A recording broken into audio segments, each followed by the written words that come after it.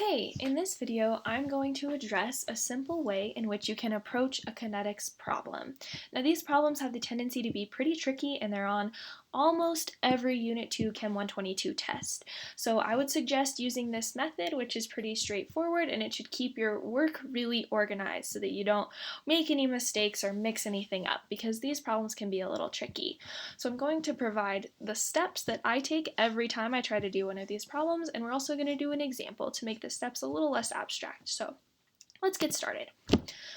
First of all, I want to talk about how you can identify these sort of problems. So what it's going to look like is it's going to look like 3 to 4 runs where an experimenter might take some data from a lab where they vary the concentration of one reactant while keeping the other reactant the same, and they measure how that changes the rate of the reaction.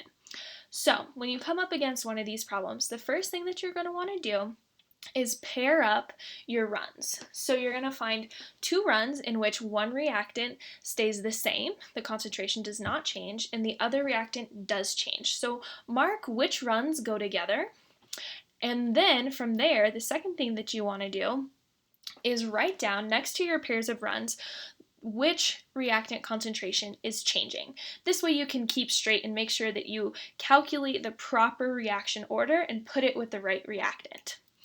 After you do that, for the third step, you're going to make ratio concentrations for one pair of your runs. So this is where you say that the concentration of one reactant changes from X to Y. And when you want to make these ratios, you're going to say Y over X, and that's going to give you by what factor the concentration is changing. So now you're going to write that factor concentration change that you just got in brackets, because you're talking about a concentration and we always refer to concentration in brackets, and you're going to raise it to the power n. So this step might seem a little bit abstract, but this is a really good way to make sure that you don't confuse how your concentration is changing and how your rate is changing, because both of those factors are important and they both must go in the proper place in the equation for you to get the right answer. So make sure that as soon as you get your concentration rate ratio, you're going to place that in brackets and raise it to the power n. So now you're going to create a rate ratio for the pair of runs that you were just comparing a concentration ratio for. And you do that the same way by dividing y over x. Just simply make sure that you always put the same run in the numerator and the same run in the denominator. Now you're going to set your concentration to the n power equal to the rate ratio that you just figured out. And now you're going to solve for n. As simple as that. And I wouldn't be too worried about using the natural log, because usually professors give pretty easy numbers and you should be able to see easily what a number raised to the power is going to equal. Now you're going to repeat steps 3 through 7 for the other pair of runs in which the other reactant is changing concentration while the one you just solved for is staying the same. And then you want to assemble those two things that you just found out into one simple rate law in the form rate equals K, concentration of A, which is one of your reactants, raised to the m power, which is the order with respect to that reactant that you just figured out, times the concentration of B, the other reactant, raised to the power n, which is the order that we've just determined. So now let's do a practice problem to make these concepts a little more concrete.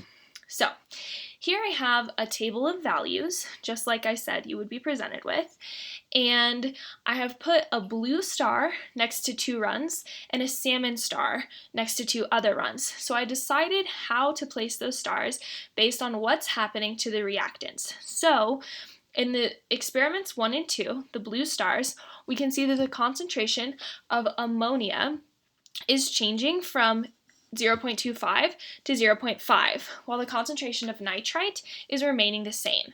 So this is where we're going to use nitrite as our control and ammonium as our changing concentration.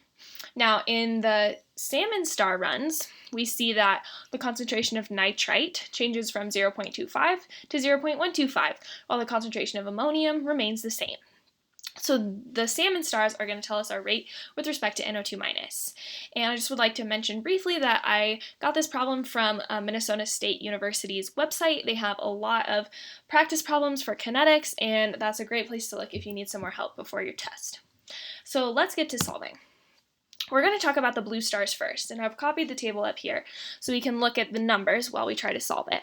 So, like I said, the first thing that we want to do is figure out our ratio of concentration changes. So I'm going to do the concentration of ammonium in the second run divided by the concentration of ammonium in the first run. 0.5 divided by 0.25, and that equals 2. So that's our change in concentration with respect to ammonium.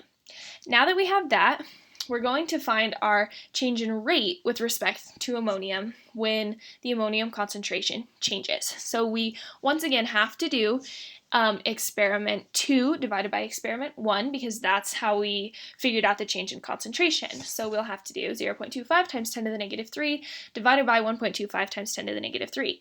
And that also equals 2. So that's our change in rate. Now, we set up our change in concentration in the brackets, 2 to the power n equals 2, which is our change in rate. So it's pretty easy to see that 2 to the first power equals 2, therefore we must be first order with respect to ammonium.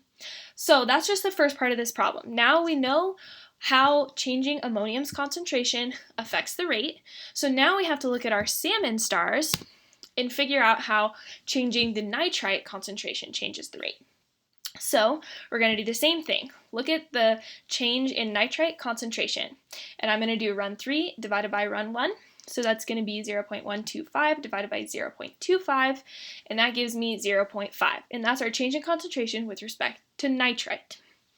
Okay, so now we need to figure out our change with respect to the rate when we're changing the concentration of nitrite. So once again, we're looking at experiments 3 and 1 with the salmon-colored stars.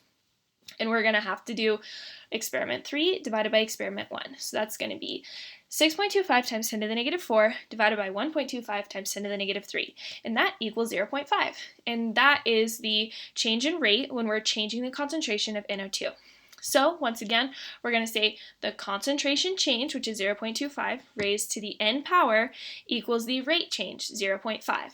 So 0.5 raised to the first power equals 0.1, therefore we're first order in nitrite as well. So we can assemble everything that we've just figured out and write an overall rate reaction. And that's going to equal rate equals K, which is our rate constant, times the concentration of ammonium times the concentration of nitrite. So it really is as simple as that. It's important to make sure that your work is organized, and you also have to make sure that you keep your steps straight in your head. But otherwise, if you use this method, you should have no problem solving this question on the test.